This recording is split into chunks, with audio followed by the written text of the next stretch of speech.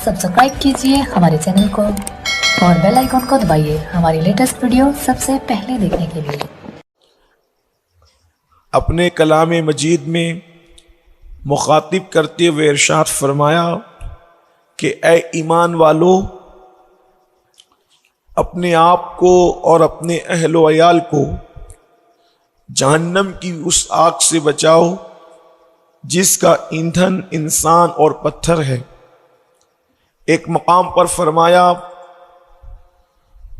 व इन्नल फुज्जार लफी जहीम, और गुनहगारों के लिए, फासिक व फाजिरों के लिए अल्लाह तबारक व ताला ने जहन्नम को तैयार कर रखा है। एक मकाम पर फरमाया जब क़यामत का दिन होगा तो नाशुक्रे लोगों को यानी कि नाफरमानों को जहन्नम की तरफ गिरोह दर गिरोह हाँक कर ले जाएंगे, जैसे जानवरों को हाँक कर ले जाया जाता है, और उनसे कहा जाएगा ये आज तुम्हारी कमाई का बदला है जो तुम दुनिया के अंदर अपने हाथों से करते थे। गर्ज के कुरान मुकद्दस में मुताद्दिद मकामात पर जहन्नम का तस्करा आया है। जहन्नम क्या है, इसके मुतालिक बहुत से मुहद्दिसीन और मुफस्सिरीन ने अहादीस को नकल करके बहुत लंबा चौड़ा तारुफ जहन्नम का कराया है, लेकिन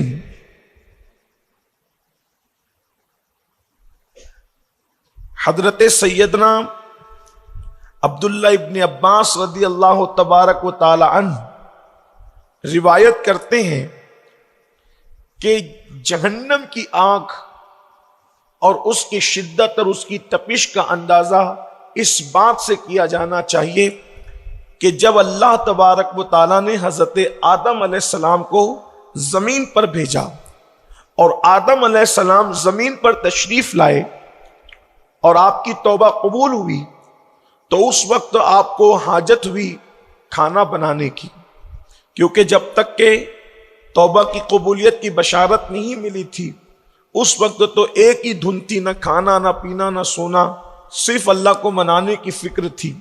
जब अल्लाह को राजी कर लिया, दुआ कबूल हो गई, तौबा की बिशारत आ गई, तो फिर आपके दिल ने चाहा कि खाना बनाया जाए। तो आपने अल्लाह से अर्ज किया कि मैं कैसे खाना बनाऊं, तो फरमाया कि आग पर खाना पकाओ। हमारा ये नजरिया नहीं है कि पहले इंसान कच्चे जानवर खा जाता था और इंसान बंदर जैसे दिखता था बगैर दुम का।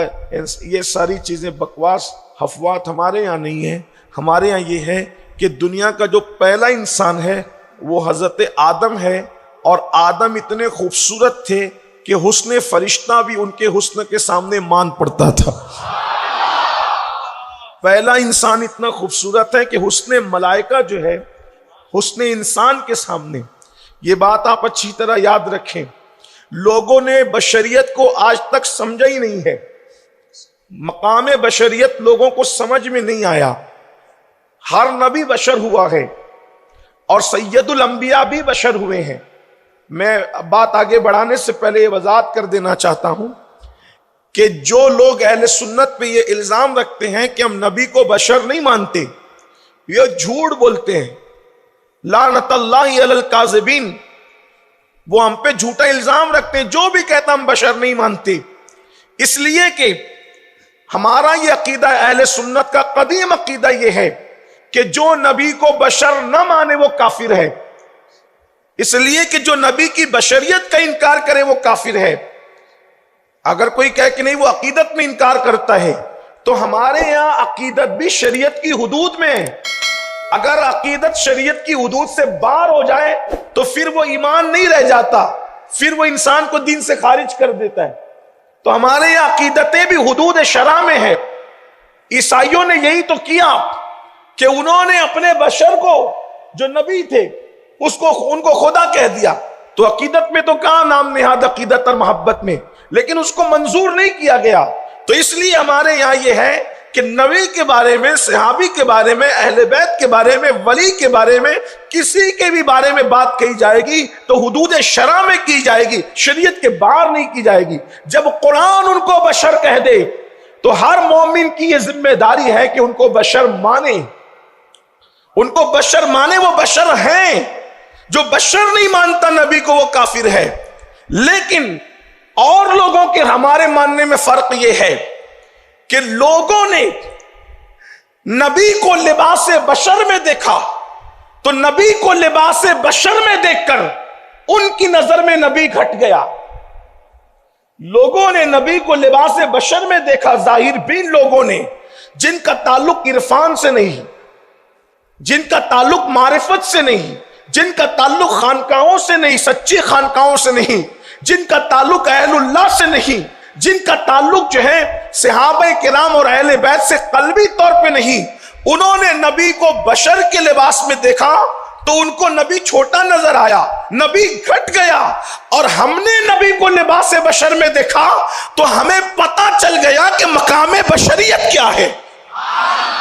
وہ نبی کو لباس بشر میں دیکھ کے نبی کو چھوٹا سمجھ بیٹھے, اور ہم نے نبی کو لباس بشر میں دیکھا تو ہمیں پتہ چل گیا کہ لباس بشریت کتنا بلند مقام ہے. اسی لیے تو حضرت بیدم شوارسی کہتے ہیں اب آدمی کچھ اور ہماری نظر میں ہے جب سے سنا ہے یار لباس بشر میں ہے. کیونکہ اگر لباس بشر سے خوبصورت کوئی لباس ہوتا تو اللہ اپنے نبیوں کو وہ لباس عطا فرماتا, اللہ اپنے نبیوں کو شکل میں بھیجتا. اس سے پتہ چلا ملکوتیت پیچھے رہ گئی, بشریت آگے بڑھ گئی. یہ مقام بشر ہے. لوگوں کو بشریت کا مقام نہیں پتا. لوگ مقام بشریت میں, لباس بشریت میں محبوب کو دیکھ کر دھوکہ کھا گئے. اور ہمیں اندازہ ہوا کہ لباس بشر جب محبوب کو پہنا, آپ غور کریں, آپ جب کسی بڑوں کی محفل میں جاتے ہیں تو آپ اسی لباس کا انتخاب کرتے ہیں پہننے کے لیے کہ آپ کی پوری تجوری میں یا آپ کے پورے کپڑے کے بکسے میں اس جیسا خوبصورت لباس نہ ہو, ہے نا. اگر محفل بہت اہم ہے تو جو انتہائی درجے کا خوبصورت لباس ہوتا ہے آپ وہ پہن کر جاتے ہیں.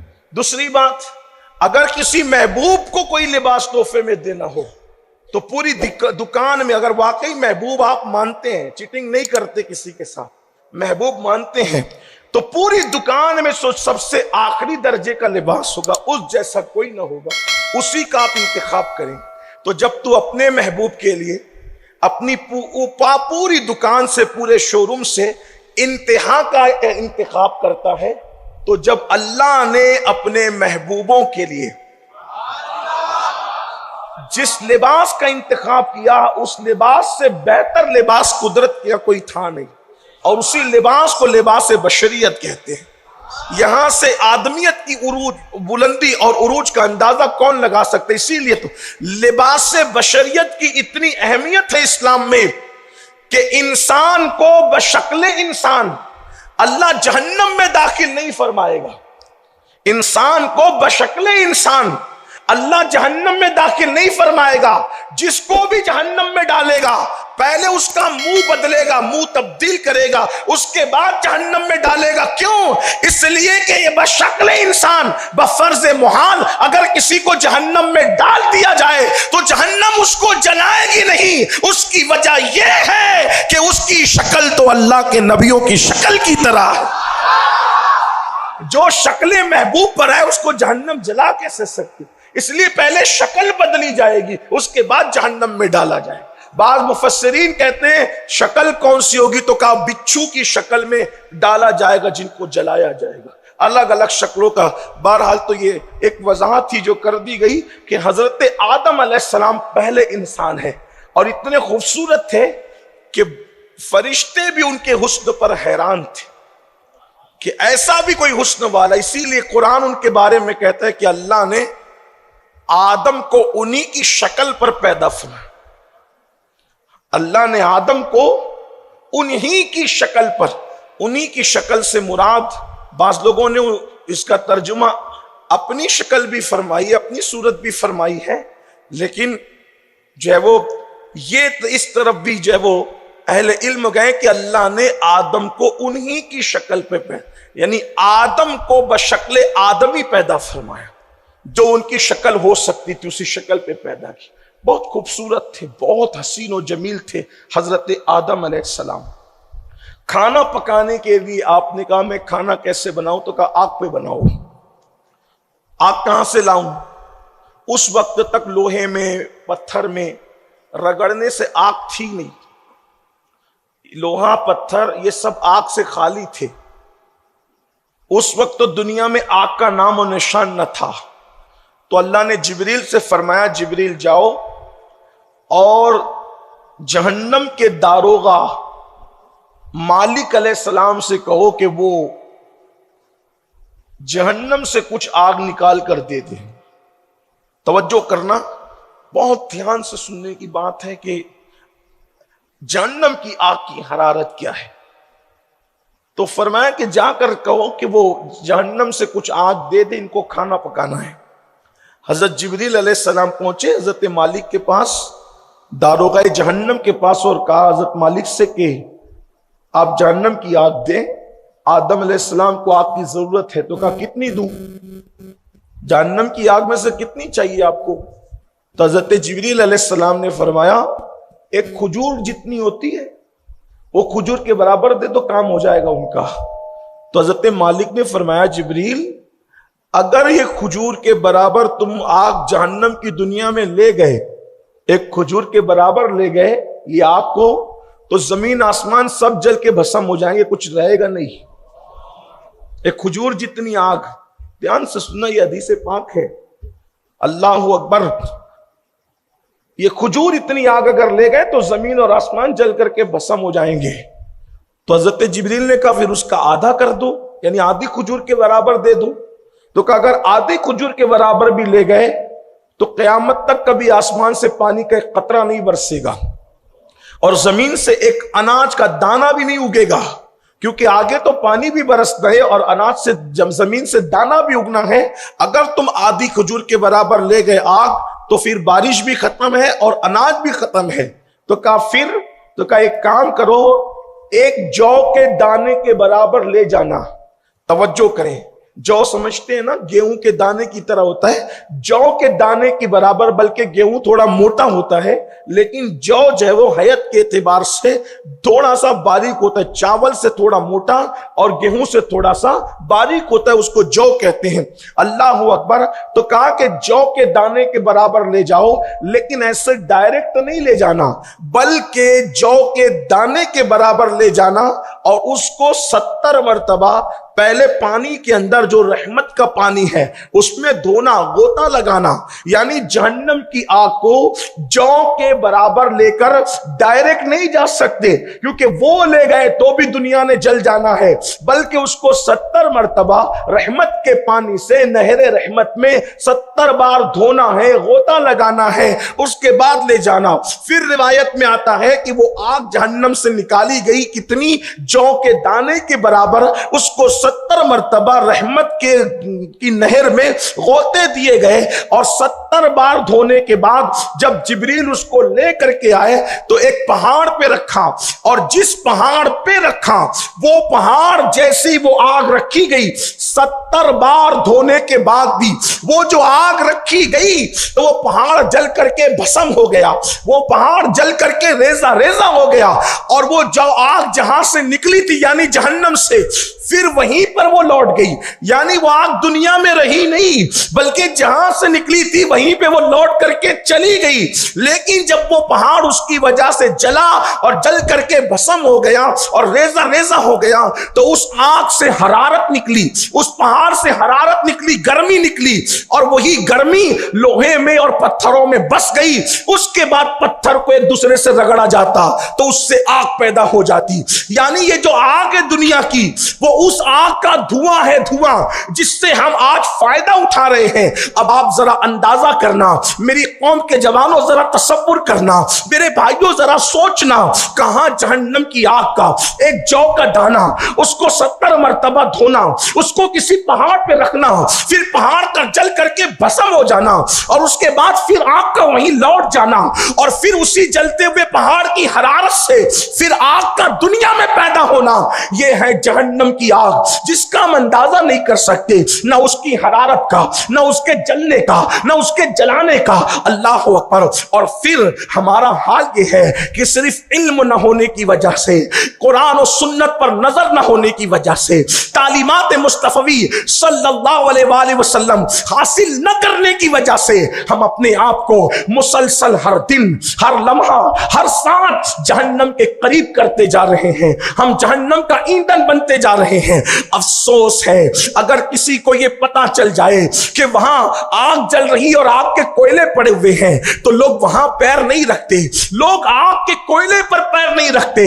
لیکن افسوس, علم نہ ہونے کی بنیاد پر, یا غفلت کی بنیاد پر, یا شیطان کے مکر و فریب کی بنیاد پر جو اغوا کر لی گئی ہے فکر, اس بنیاد پر ہر وقت, ہر لمحہ جہنم کی طرف قدم بڑھتے جا رہے ہیں. احساس ہی نہیں ہے. میرے عزیز بھائی, اگر تو جھوٹی قسم کھا رہا ہے تو تیرا قدم جہنم کی طرف جا رہا ہے. اگر تو جھوٹ بول رہا ہے تو تیرا قدم جہنم کی طرف جا رہا ہے. اگر تو سود کے دھندے کر رہا ہے تو تیرا قدم جہنم کی طرف جا رہا ہے. اگر تو کسی لڑکی پر پاپ کی نظر ڈال رہا ہے تو تیرا قدم جہنم کی طرف اس طرح جا رہا ہے کہ تیرے اور میرے نبی, سچے نبی صادق و مصدوق نے فرمایا, جو کسی عورت پر پاپ کی نظر ڈالے گا اس کی آنکھوں میں جہنم کی سلاخیں ڈالی جائے گی, اس کی آنکھوں میں جہنم کا سرما لگایا جائے گا. افسوس, جس نبی کے کہنے پر بلا تردد خدا کو ایک مانا, جس نبی کے کہنے پر بلا کسی تردد کے قرآن کو اللہ کی کتاب مانی, جس نبی کے کہنے پہ فرشتے مانے, جبریل, میکائیل, اسرافیل, اسرائیل. میں پوچھنا چاہتا ہوں, کیا ہمارے باپ داداؤں نے ان فرشتوں کو دیکھا؟ کیا ان کے باپ داداؤں نے ان فرشتوں کو دیکھا؟ کس نے دیکھا ان فرشتوں کو؟ لیکن ہم کتنا یقین رکھتے ہیں, ہم اپنی ماؤں کے بیٹا ہونے پہ جتنا یقین رکھتے ہیں اس سے زیادہ جبریل کے وجود پر, میکائیل کے وجود پر, اسرائیل کے وجود پر, اسرافیل کے وجود پر, قیامت پر, حشر پر, نشر پر, عذاب قبر پر, انعام قبر پر, ان سب چیزوں پر یقین ہے کہ نہیں ہے؟ اور اسی کا نام تو ایمان ہے, اسی کا نام تو یؤمنون بالغیب ہے. آپ مجھے بتاؤ, جس نبی کے کہنے پہ سب مان لیا ہے, کیا اس نبی کے یہ کہنے کا احساس نہیں, اللہ اکبر, کہ کسی عورت پر پاپ کی نظر ڈالو گے تو تمہاری آنکھوں میں جہنم کی آگ کی سلاخیں ہوگی یا جہنم کا سرما لگایا جائے گا. اللہ اکبر. کہاں یہ دنیا کی آگ, اور یہ دنیا کی آگ کی حیثیت کیا ہے؟ اللہ اکبر. اسی لیے سلطان العارفین حضرت سیدنا بایزید بسطامی رضی اللہ تبارک و تعالیٰ عنہ, حضرت بایزید بسطامی رضی اللہ تعالیٰ عنہ مسلسل روتے رہتے تھے. اور بایزید بسطامی کو جانتے ہو؟ بایزید بسطامی